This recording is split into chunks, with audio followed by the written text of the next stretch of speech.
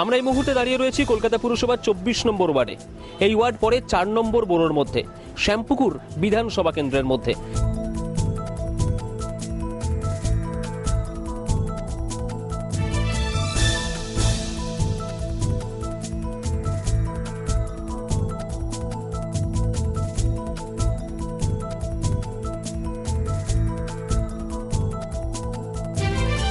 জল জমার বিশেষ সমস্যা এই ওয়ার্ডে নেই, সৌন্দর্যায়নের বিশেষ জায়গাও এই ওয়ার্ডে নেই, কিন্তু তা সত্ত্বেও এখানকার কাউন্সিলর উদ্যোগী হয়েছেন এই এলাকায় যেটুকু জায়গা পাওয়া যাচ্ছে সেখানে সৌন্দর্যায়নের কাজটাকে এগিয়ে নিয়ে যেতে, রাস্তার কোনো সমস্যা হলে দ্রুত সারিয়ে দিতে। কি বলছেন এখানকার সাধারণ মানুষ এই এলাকার উন্নয়ন সম্পর্কে, শুনবো তাদের কথা।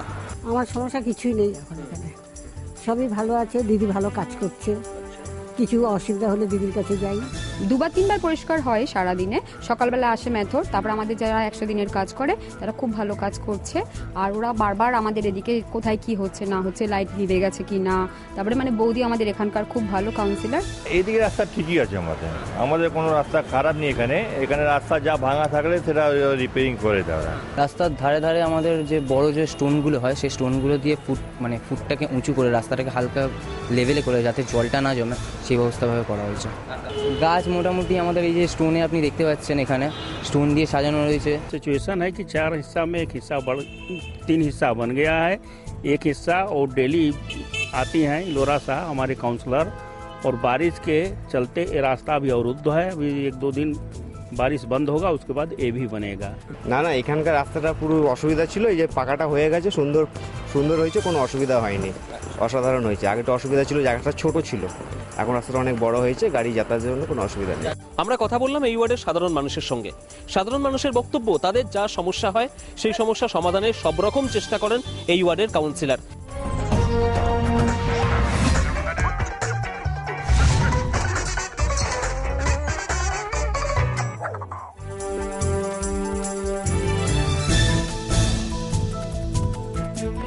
আমাদের সঙ্গে এই মুহূর্তে রয়েছেন 24 নম্বর ওয়ার্ডের কাউন্সিলর ইলোরা সাহা। দিদি, আর্টক্লাস নিউজে আপনাকে স্বাগত। একদম প্রথমে যে বিষয়টা জিজ্ঞাসা করব সেটা হচ্ছে আপনার ওয়ার্ডকে সুন্দর করে তোলার জন্য কি কি পদক্ষেপ নিচ্ছেন?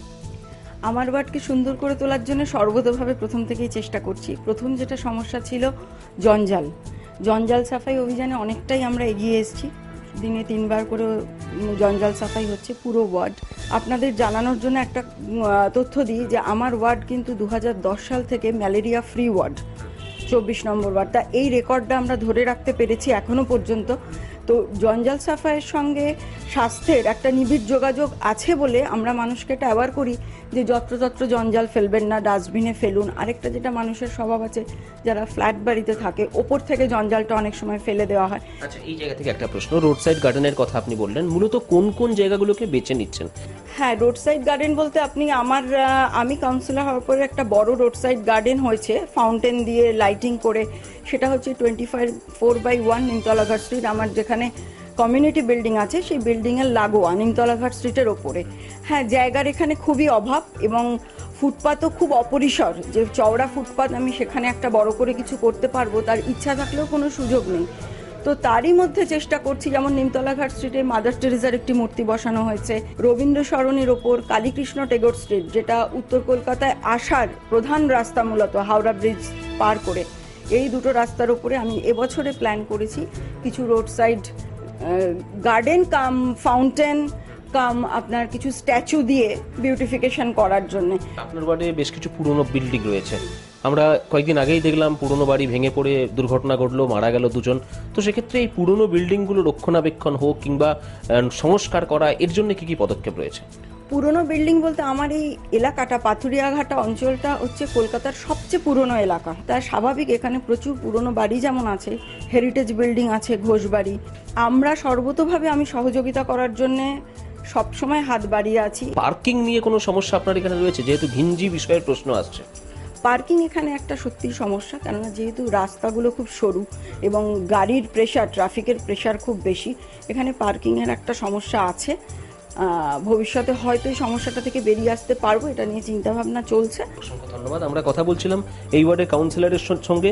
তিনি যে বিষয়টা বললেন যে সৌন্দর্যায়নের জন্য একাধিক পদক্ষেপ এখানে গ্রহণ করা হয়েছে, খুব দ্রুত বেশ কিছু পদক্ষেপ বাস্তবায়িত হবে, তার মাধ্যম দিয়ে স্বাভাবিক কারণে যেটুকু জায়গা এই ওয়ার্ডে পাওয়া যাচ্ছে এই ওয়ার্ডকে সুন্দর করে তোলা হবে তার মাধ্যম দিয়েই।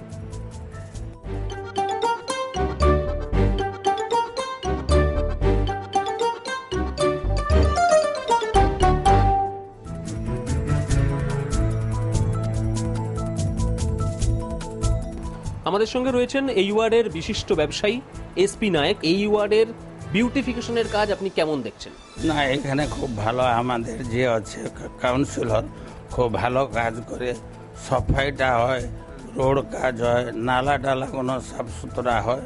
মোটামুটি কাজটা আমাদের এই ওয়ার্ডে কোনো অসুবিধা হয় না। আপনার এই বিল্ডিং এর সামনেই দেখলাম একটা রাস্তা রয়েছে, রাস্তার কিছু অংশটা ভাঙা রয়েছে, খারাপ রয়েছে। ওইটা ভাঙ্গা রয়েছে এই কারণে রাস্তাটা রিপেয়ারিং হচ্ছে। এই যে জলটা পড়ছে, জলের জন্য এই কাজটা এখনই বন্ধ হচ্ছে। এর র মেটেরিয়ালটা ওই আগে মন্দিরে একটা আছে, ওইখানে সব মেশিন, পিচে ড্রম, অন্যান্য সব যে যা মেটেরিয়াল রোডের কাজে লাগিয়েছে ওগুলো সব পড়ে গেছে। আপনার এই ওয়ার্ডে একটা সমস্যা, সেটা হচ্ছে পার্কিং এর একটা বড় সমস্যা, জায়গা খুব কম গাড়ি রাখার ক্ষেত্রে। তার জন্য কি করণীয় বলে আপনি মনে করেন? আপনি কোনো পরামর্শ যদি চাওয়া হয়? না, আমাদের নিজস্বের মধ্যে একটা আমরা অ্যাডজাস্টমেন্ট করে আমরা গাড়িগুলো পার্কিং করি। অসংখ্য ধন্যবাদ। আমরা কথা বললাম এই ওয়ার্ডের একজন বিশিষ্ট ব্যক্তির সঙ্গে। তিনি যেটা বললেন যে এলাকার যেভাবে সৌন্দর্যায়নের কাজ হচ্ছে তাতে তার কোনো অভিযোগ নেই। পুরনো বাড়ি, ঘিঞ্জি রাস্তা আর যানজট, এটাই কলকাতা পুরসভার 24 নম্বর ওয়ার্ডের এক টুকরো ছবি। কিন্তু এর মধ্যে থেকেও এখানকার কাউন্সিলর চেষ্টা করছেন এই এলাকাকে সুন্দর করে তোলার। বিউটিফিকেশনের কাজ করছেন বিভিন্ন রকম ভাবে। মূর্তি বসানো হয়েছে একাধিক। তিনি চাইছেন অল্প কিছু সময়ের মধ্যে আরো বেশ কিছু এরকম সৌন্দর্যায়নের কাজ হাতে নেবেন। এখন দেখার কত দ্রুত এই ওয়ার্ড আরো সুন্দর হয়ে ওঠে। চিত্র সাংবাদিক প্রীতম মজুমদারের সঙ্গে স্বর্ণেন্দু দাস, আর প্লাস নিউজ, কলকাতা।